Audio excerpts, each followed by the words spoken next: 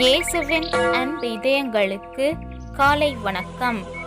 இந்த நாள் உங்களுக்கு ஆசீர்வாதமாக அமைய வாழ்த்துக்கள்.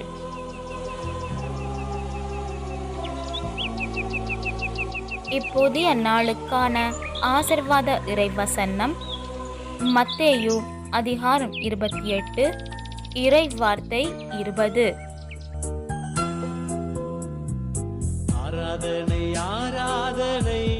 இதோ உலக முடிவு வரை எந்நாளும் நான் உங்களுடன் இருக்கிறேன்.